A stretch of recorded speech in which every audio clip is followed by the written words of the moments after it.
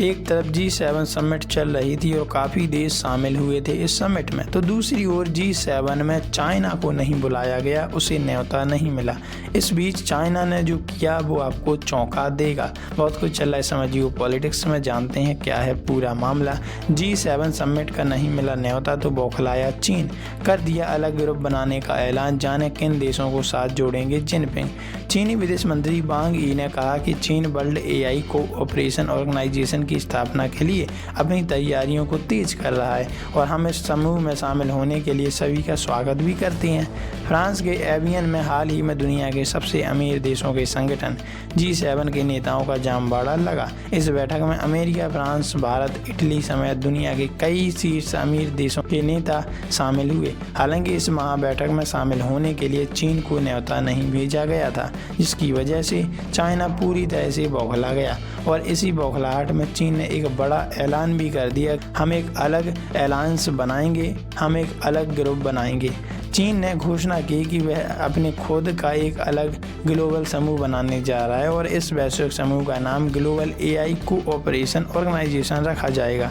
Beijing की तरफ से की गई घोषणा के बाद अब ये सवाल उठने लगे हैं कि चाइना के इस नए वैश्विक समूह में शामिल होने के लिए राष्ट्रपति शी जिनपिंग दुनिया के किन किन देशों को न्योता देंगे।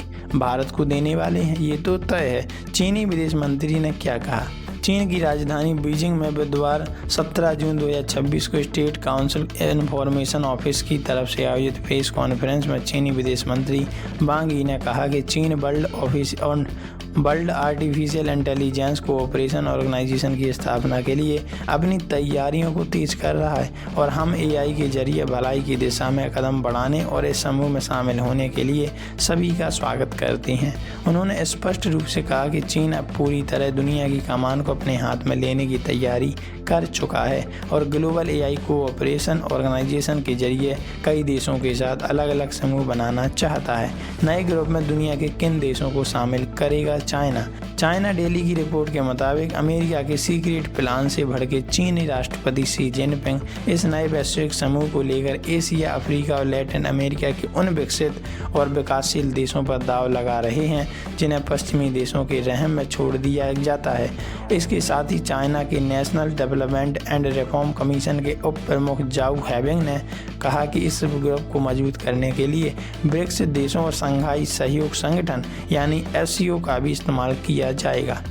इस ग्रुप में रूस और ईरान जैसे देश भी नजर आएंगे। इसके अलावा चाइना की तरफ से दुनिया के उन सभी देशों से शामिल होने के लिए खुले तौर पर कहा गया जो अमेरिका की दादागिरी से परेशान है, जिसके जरिए चाइना अमेरिका के खिलाफ वैश्विक स्तर पर एक मजबूत मोर्चा तैयार कर सके। तो इस पर आपकी क्या राय है, कमेंट में जरूर बताइएगा।